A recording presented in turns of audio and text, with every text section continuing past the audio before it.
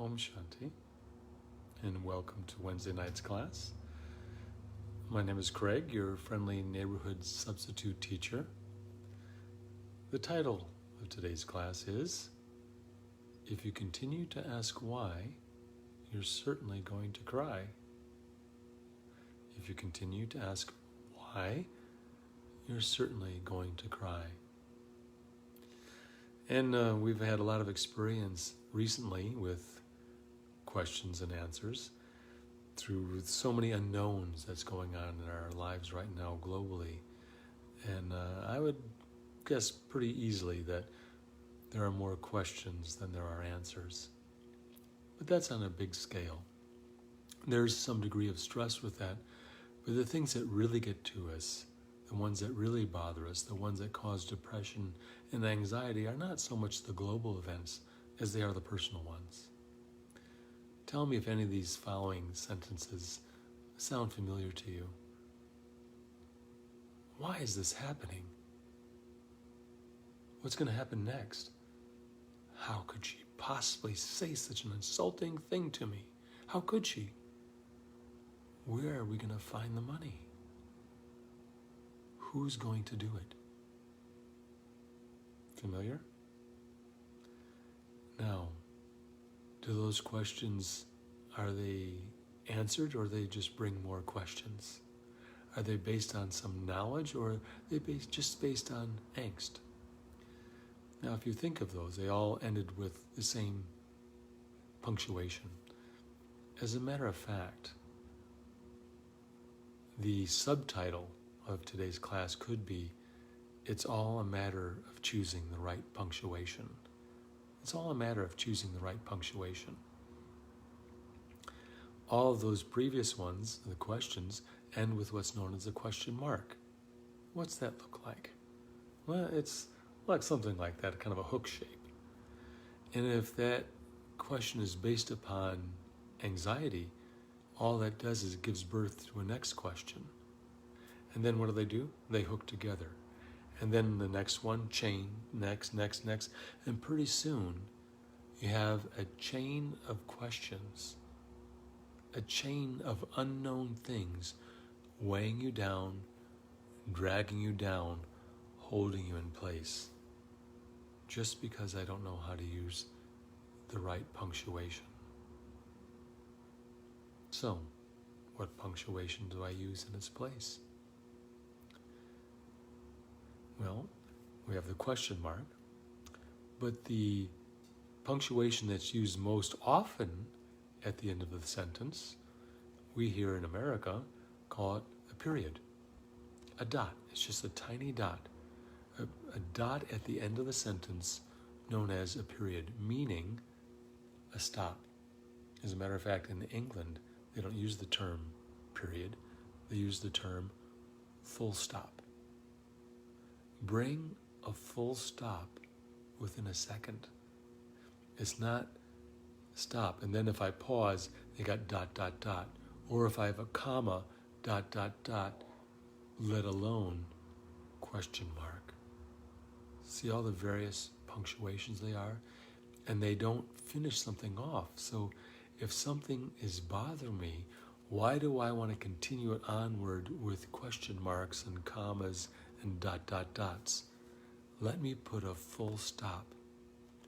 What's the shape of that? It's just a tiny little dot. Well, there's some metaphors there that are easily understood.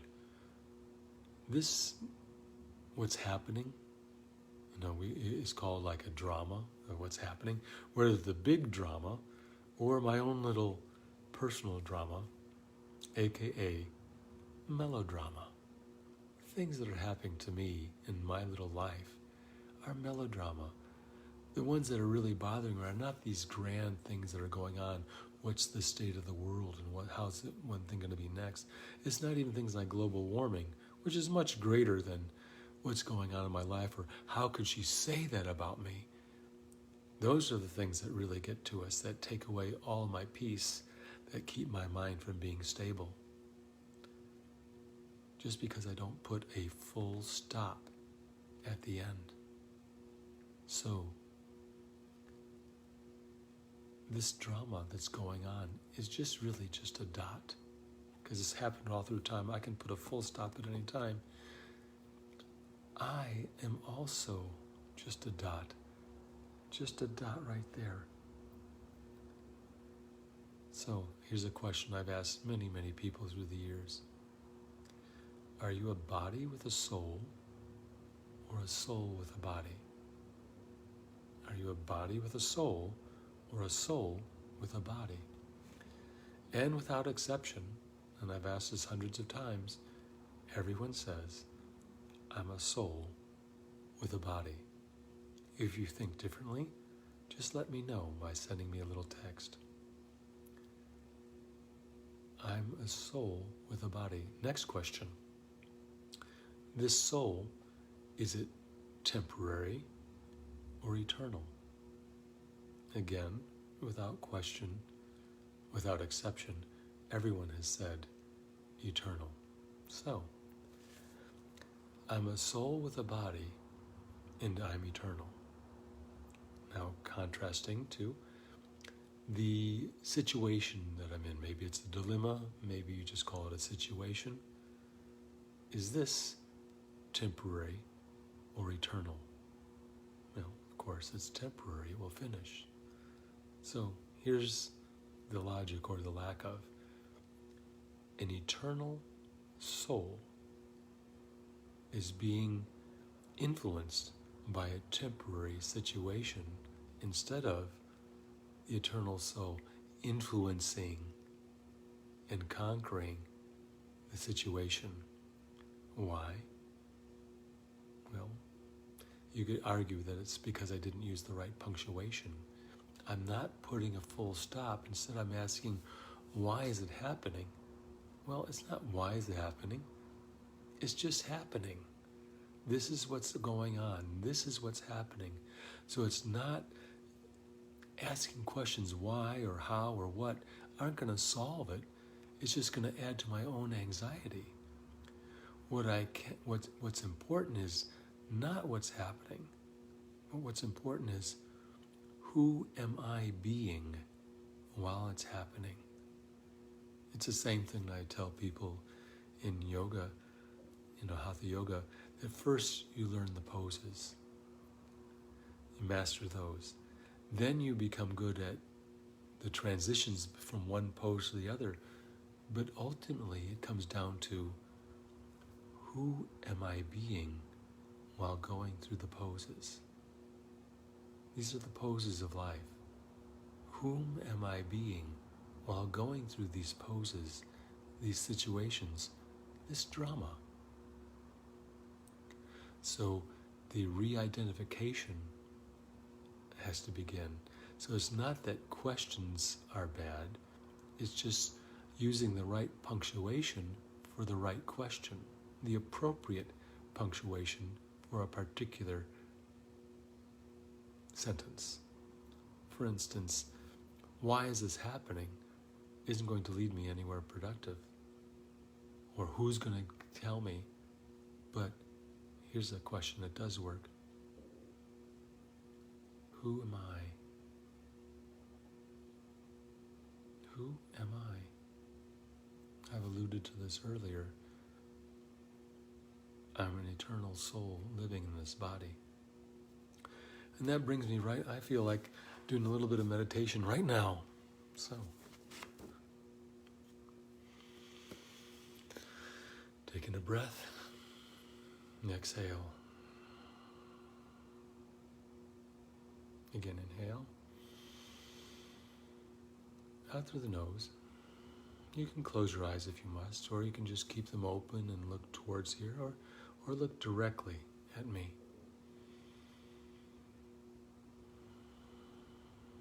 Keep the breathing going. Just follow your breath for a moment. Just observe that. And I'll start offering a few thoughts. If you've heard any of my classes before, I always start with the first thought, always the same. And that word is silence. I want to silence the mind. quiet the mind, to have room for something new. That's better. Just breathing so that the body and mind can be in harmony for just a few more moments.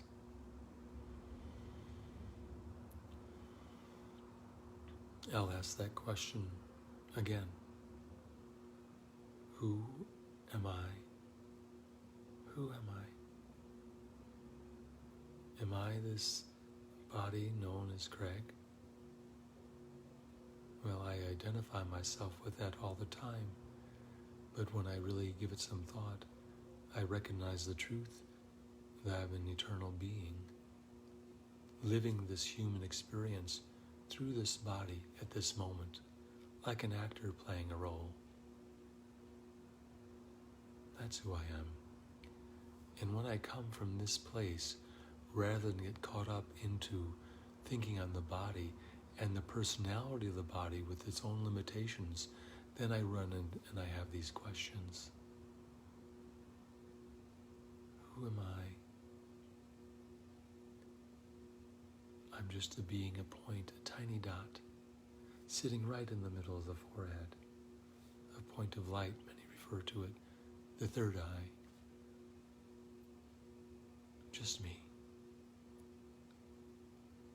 And as I experience that, the first thing that comes is the realization of peace. There's a deep well of peace in there, subterranean.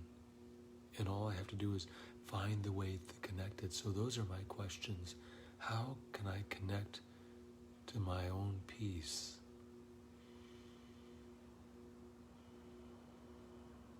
By simply letting go of what's not me. By putting a full stop to all the thoughts that I've had previously and just giving myself a little break right now, a time out. Controlling the traffic, come to a full stop and experiencing myself as a being of peace. That feels so much better just saying it. I recognize that peace is part of my nature. Not part, that it is my nature.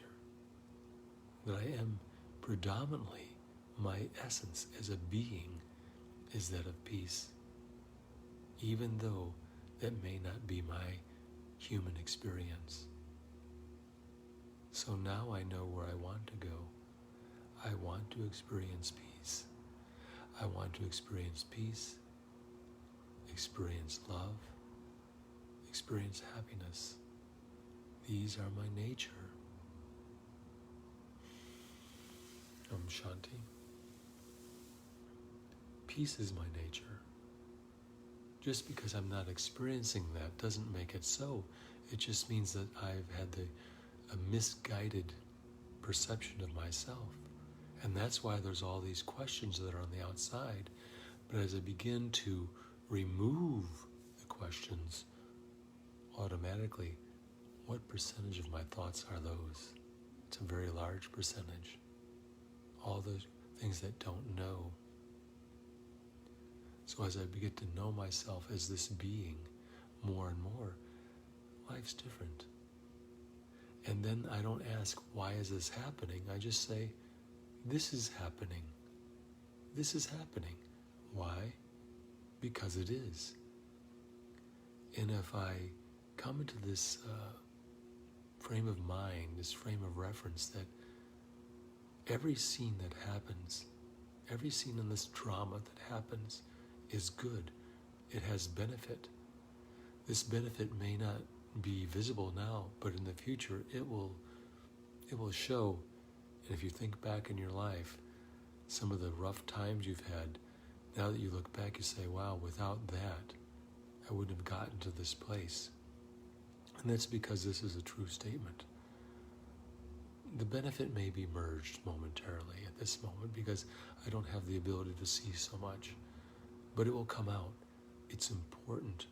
Who am I while going through this experience? The more chaos is on the outside, the more stability I need to have on the inside. So it matches. As the world moves faster, I have to think slower. As the world has more chaos, I have to become more stable just to keep the harmony going for myself. And then I don't become part of the problem. I become part of the solution. I don't even need to think anything up. All I need is to be. And that in itself is a great benefit to others. It's really just a game, like the game Chutes and Ladders, or as they call it in other parts of the world, snakes and ladders. You go up, you come down, you go up, you come down. It's just a game that comes your way. The thing to say is not, why is this happening? It's, wow, this is a wonderful drama. Wow, this is a wonderful drama that's going on. Just introduce that thought to yourself. Wow, this is a wonderful drama. Now at first, you may not be so sure, so it comes out, this is a wonderful drama. And then maybe if you practice for a while, well, this is a wonderful drama, but ... And then if I continue on this practice of putting a full stop, I gain the ability, and look how much easier it is to put a dot. It's so easy, just to apply a dot. So even when you're writing, keep applying a dot. Don't have these run-on sentences. When you're texting, put in the punctuation. And every time you put a period, think full stop. Little things like this are very helpful, by the way. That's a tip.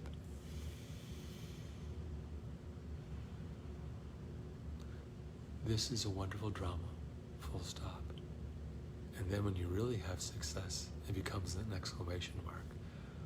Wow, this is a wonderful drama. It's the whole process of getting there. Don't be in a hurry to get there. Be in a hurry to start putting into action by applying a full stop instead of a question mark. Instead of asking why,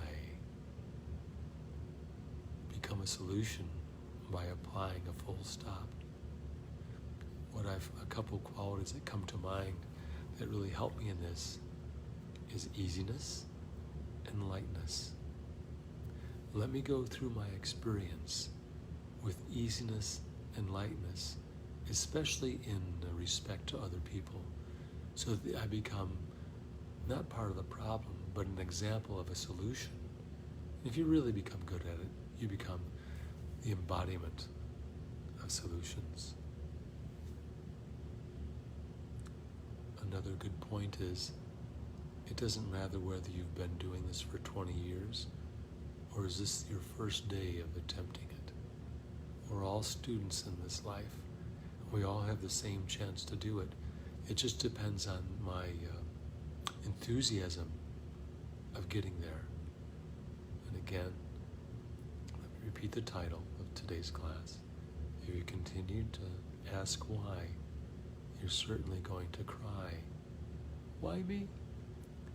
And the answer is, apply a dot, apply a full stop with the dot of I am a peaceful soul.